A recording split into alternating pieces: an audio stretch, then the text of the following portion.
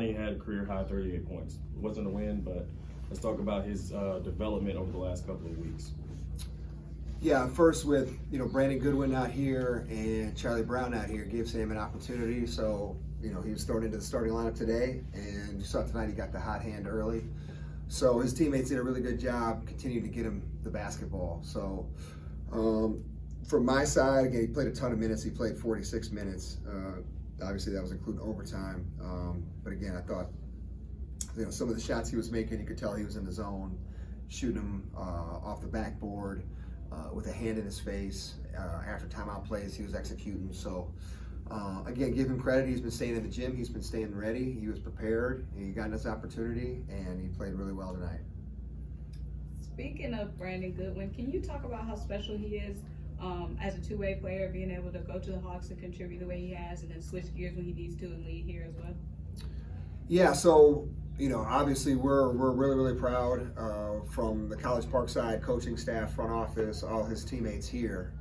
He was with us at the showcase in Las Vegas, so we haven't seen Brandon since before Christmas. So again, the thing about him is he was ready for his opportunity, and he controls the things he can control.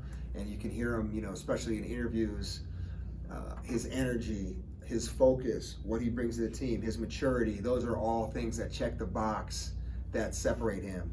So we're obviously proud of his growth and where he's at right now. And again, that's the cherry on top. 19 points in the fourth quarter when the Hawks are shorthanded, when Trae Young doesn't play.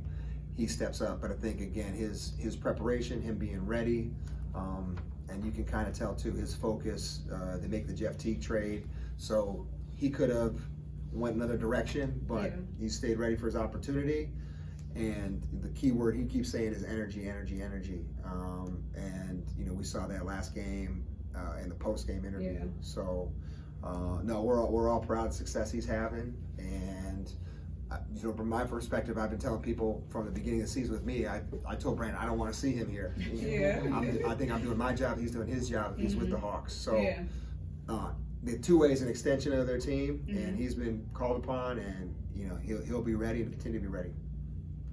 You guys gave up 41 points to their bench. Not a really good number considering that we had everybody today. How do you stop that from happening in the future?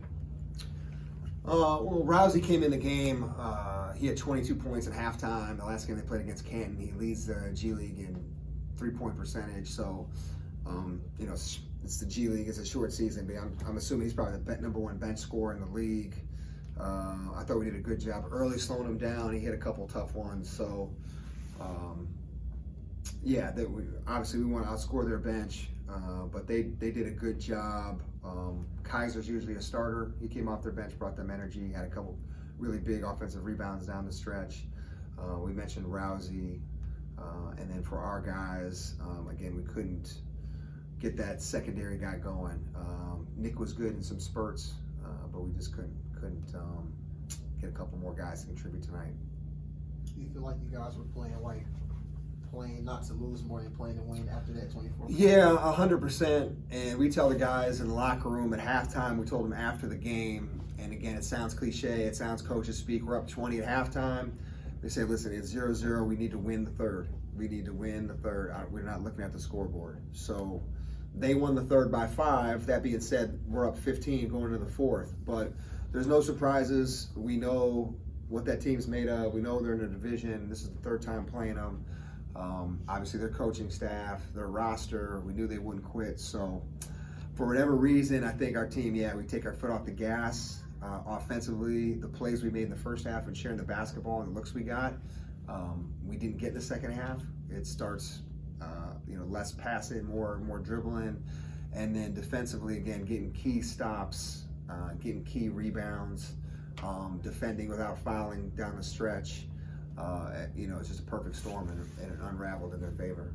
You guys are doing a lot of trapping in the first quarter too. Did you just go away from there, or did you? Yeah, we try to give him different looks. Again, we trapped Rousey some because again, he's how efficient scorer he is. Sometimes with Majette to get the ball out of his hands, but again, cat and mouse game like the NBA. Not to give him a steady diet of one thing. So kind of keep them off balance, and we went away from it in the second half because they're making so many threes. So, it's pick your poison. You double the ball. If they get it out of their hands, they can swing it to shooters, and they were making threes. Can you talk about the energy the crowd brought tonight? Yeah, no, from the start, great energy, got behind us. Again, this game and even the last game against Maine, I feel bad, our team feels bad, coaching staff feels bad because you want to reward them with a W. So, Faith and Family Night, the crowd was great. They were behind us 100%.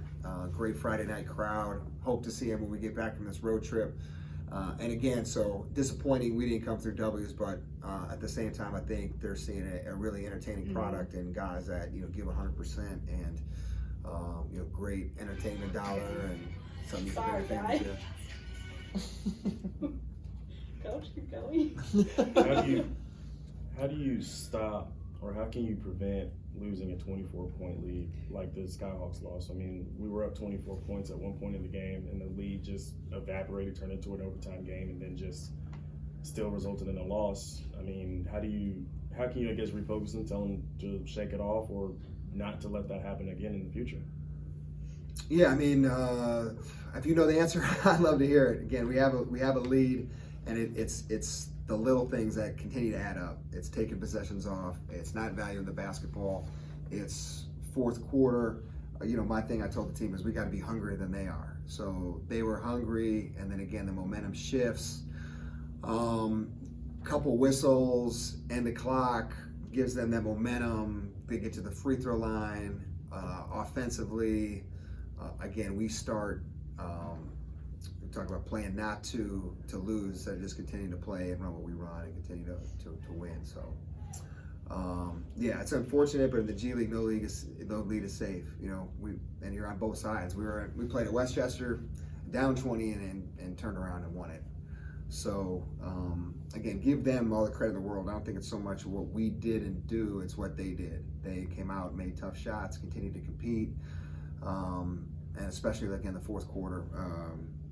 Outscored us 32-17. So similar again to the Maine game. Maine, we played 3 great quarters and 1 terrible quarter, and then tonight again, I thought we played obviously 1 really good half of basketball, 3 good quarters, and then 1 terrible quarter, and that's adds up. So again, the last 2 games, you play 6 great quarters and 2 bad quarters, and you get 2 losses. So the value isn't right, but it still stings. Okay. And my last question, if I got some time, are we going to see Armani in the lineup a little bit more starting out from here on, or is he going to continue to come back off the bench in the future when we're on the road? What are we going to see more with?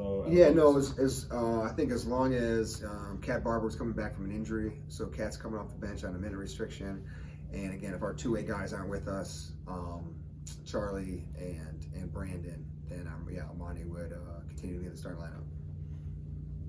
Thanks so much. Thanks for your support. Thank you. I thought I wasn't going to be here. I made it here. I appreciate that. Just for you, Coach.